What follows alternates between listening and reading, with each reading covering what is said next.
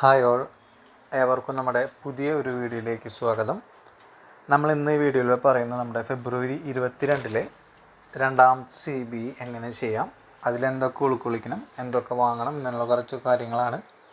അപ്പോൾ നമുക്കറിയാം, നമ്മൾ ഫെബ്രുവരി മാസം ആദ്യത്തെ ഒരു CBE നമ്മളെല്ലാവരും നടത്തി. നമ്മളത് പ്രകാരം പോഷൻ ട്രാക്കറിൽ നമ്മൾ എൻ്റർ ചെയ്തിരുന്നു. അത് നമ്മൾ പബ്ലിക് ഹെൽത്ത് മെസ്സേജിങ് എന്നുള്ള രീതിയിലാണ് നമ്മൾ കൊടുത്തിരുന്നത്. നമുക്ക് രണ്ടാമത്തെ CBE നമുക്ക് വരുന്ന 22-ാം തീയതി നമുക്ക് CBE വരുന്നുണ്ട്. അപ്പോൾ ഈ 22-ാം തീയതി ചെയ്യേണ്ട CBE എന്ന് പറയുന്നത് നമുക്കറിയാം നവജാത ശിശു പരിചരണമാണ്. അപ്പോൾ അതുമായി ബന്ധപ്പെട്ട് എന്തൊക്കെ ചെയ്യണം എന്നതിനെക്കുറിച്ച് ഞാൻ നിങ്ങൾക്ക് പറഞ്ഞുതരാം. എല്ലാവരും ശ്രദ്ധിച്ചിരിക്കുക.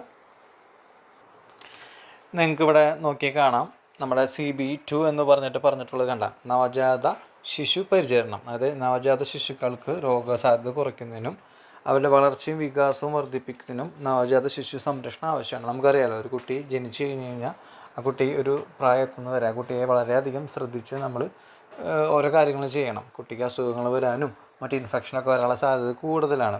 അപ്പോൾ അത് ഒഴിവാക്കാനായിട്ട് എന്തൊക്കെ ചെയ്യണം എന്നതിനെ കുറിച്ചിട്ടാണ് നമ്മൾ കുട്ടിയുടെ അമ്മയ്ക്ക് അല്ലെങ്കിൽ മാതാപിതാക്കൾക്ക് നമ്മൾ പറഞ്ഞു കൊടുക്കുന്നത്. അപ്പോൾ ഈ CBE നടത്തുമ്പോൾ നിങ്ങൾ എന്ത് ചെയ്യണം? 22-ാം തീയതി നോക്കി നിങ്ങൾ കണ്ട 22/2/2024 നടത്തുന്ന സമയത്ത് നിങ്ങൾ എന്ത് ചെയ്യണം? അവരുടെ അമ്മ നിർബന്ധമായിട്ട് വേണം. ഒപ്പം അവരുടെ പേരൻസ് ആരെന്നുണ്ടെങ്കിൽ അവരെയും കൂട്ടിയിട്ട് അംഗനവാടിയിൽ വരാൻ പറയുക. ആ CBE നടത്താൻ അവർക്ക് ഇതിൻ്റെ ഇമ്പോർട്ടൻസ് പറഞ്ഞു കൊടുക്കുക. അപ്പോൾ നമുക്ക് മനസ്സിലായല്ലോ. അപ്പോൾ അതിൽ പറയുന്നുണ്ട്, പോഷൻ ട്രാക്കറിൽ എന്തായിട്ട് സുപോഷൻ ദിവസമായിട്ട് രേഖപ്പെടുത്താനാണ് പറഞ്ഞിട്ടുള്ളത്. അപ്പോൾ അത് സുപോഷൻ ദിവസമായിട്ട് രേഖപ്പെടുത്തുന്നത് എങ്ങനെയാണെന്നുള്ളത് ഞാൻ കാണിച്ചു തരാം. അതിന് മുന്നേ നമുക്കിതിൻ്റെ ഒരു നോട്ടിലേക്ക് പോവാം.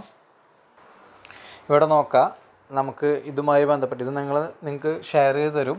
കണ്ട, നവജാത ശിശു പരിചരണം. കണ്ട, ഒരു കുഞ്ഞ് ജനിച്ചൊരു മണിക്കൂറിനുള്ളിൽ തന്നെ അമ്മയിൽ നിന്ന് കുഞ്ഞിന് നൽകുന്ന അതാണ് മുലപ്പാലാണ് കൊളസ്ട്രം എന്ന് പറയുന്നത്. അപ്പോൾ കൊളസ്ട്രം കുഞ്ഞിന് നൽകുന്ന ഗുണങ്ങൾ എന്തെല്ലാം, കുഞ്ഞിൻ്റെ വളർച്ചയ്ക്ക് ഏറ്റവും അധികം സഹായിക്കുന്നത് എന്താ, അതുപോലെ എങ്ങനെ ബ്രസ്റ്റ് ഫീഡിങ് നടത്താം, എന്തൊക്കെ ശ്രദ്ധിക്കണം, അങ്ങനെ കണ്ട. ഇത് ഒരു കുട്ടി ജനിച്ചു കഴിഞ്ഞാൽ കുട്ടി വളർന്നു വരുന്ന ആദ്യത്തെ പ്രാരംഭഘട്ടത്തിൽ എന്തൊക്കെ ശ്രദ്ധിക്കണം എന്നതിനെക്കുറിച്ച് ഡീറ്റെയിൽഡ് ആയിട്ടുള്ളൊരു നോട്ട് കണ്ട, നിങ്ങൾ നോക്കിയാൽ നിങ്ങൾക്ക് കാണാം. അപ്പോൾ ഇത് നമ്മൾ നിങ്ങൾക്ക് ഷെയർ ചെയ്ത് തരും. അപ്പോൾ എല്ലാ ടീച്ചേഴ്സും ഇത് വായിച്ച് മനസ്സിലാക്കിയതിന് ശേഷം ഇത് വേണം നിങ്ങൾ ബെനിഫിഷ്യറി വരുമ്പോൾ അവർക്ക് പറഞ്ഞു കൊടുക്കാൻ.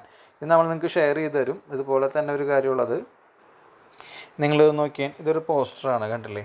ആ പോസ്റ്ററിൽ കണ്ട, tips to care for a new born. അതായത് കുഞ്ഞ് ജനിക്കുമ്പോൾ ആ കുട്ടീനെ കെയർ ചെയ്യണേണ്ട എന്തൊക്കെ ചെയ്യണം കണ്ട. Make the baby sleep on the back, help your baby latching during breast feeding, give only sponges bath കണ്ട. അപ്പോൾ ആ കുട്ടിക്ക് ചെയ്യേണ്ട പരിപാലനത്തെക്കുറിച്ചിട്ടുള്ള ഒരു പോസ്റ്ററാണിത്, കണ്ടില്ലേ? ഇതുപോലുള്ള കുറച്ച് പോസ്റ്ററുകൾ നമ്മൾ കളക്ട് ചെയ്ത് നിങ്ങൾക്ക് ഷെയർ ചെയ്ത് തരും. അപ്പോൾ ആ പോസ്റ്ററുകളൊക്കെ വെച്ച് നിങ്ങൾക്ക് ഈ വരുന്ന ബെനിഫിഷ്യറിയെ ബോധവൽക്കരിക്കാം. അപ്പോൾ നമ്മൾ നോർമലി മുന്നേ ചെയ്യുന്നത് പോലെ തന്നെ ഇത്തരം പോസ്റ്ററുകൾ നിങ്ങൾക്ക് എന്ത് ചെയ്യാം? ചാർട്ട് പേപ്പറിൽ വരയ്ക്കേണ്ടവർക്ക് വരയ്ക്കാം, വരയ്ക്കാൻ കഴിവുള്ളവർക്ക് എഴുതാം, നന്നായിട്ട് എഴുതുന്നവർക്ക് വരച്ച് എഴുതാം. അപ്പോൾ ചാർട്ട് പേപ്പർ, സ്കെച്ച്, മാർക്കർ, അത് വരയ്ക്കാനുള്ള സ്കെയില് സാധനങ്ങളൊക്കെ നിങ്ങൾക്ക് എന്ത് ചെയ്യാം? പർച്ചേസ് ചെയ്യാം. അല്ല, നമുക്ക് വേണമെങ്കിൽ ഇത് പ്രിൻ്റ് എടുക്കാം. നമുക്ക് സ്റ്റുഡിയോയിലോ മറ്റോ ഫോട്ടോസ്റ്റാറ്റ് കടയിൽ പോയാൽ നിങ്ങൾക്ക് ഇത് കളർ പ്രിൻ്റൊക്കെ എടുത്ത് ഈ വരുന്ന ബെനിഫിഷ്യറിയെ ബോധവൽക്കരിക്കാനായിട്ട് പറ്റും. അപ്പോൾ അതിനൊക്കെ എന്ത് ചെയ്യാൻ പറ്റും? ഇത്തരത്തിലുള്ള പോസ്റ്ററുകൾ നിങ്ങൾക്ക് യൂസ് ചെയ്യാം. ഇപ്പോൾ ഇത് അത്തരത്തിലുള്ള ഒരു പോസ്റ്ററാണിത്. ഇതുപോലെ തന്നെ ഇതുമായി ബന്ധപ്പെട്ട വേറൊരു പോസ്റ്ററാണത്, കണ്ട. നവജാത ശിശു പരിപാലനവുമായിട്ട് ബന്ധപ്പെട്ട് ന്യൂ ബോൺ കെയർ എന്ന് പറഞ്ഞിട്ട് വരുന്ന കാര്യങ്ങൾ. അപ്പോൾ നിങ്ങൾക്ക് ഇതൊക്കെ വായിച്ച് മനസ്സിലാക്കാം. നമ്മളിതിൻ്റെയൊക്കെ നിങ്ങൾക്ക് വേണ്ട പോസ്റ്ററുകളൊക്കെ നമ്മൾ ഷെയർ ചെയ്ത് തരാം.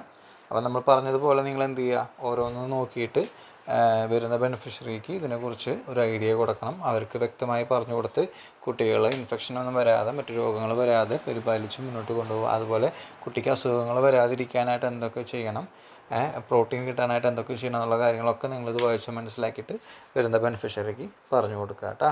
Okay, thank you.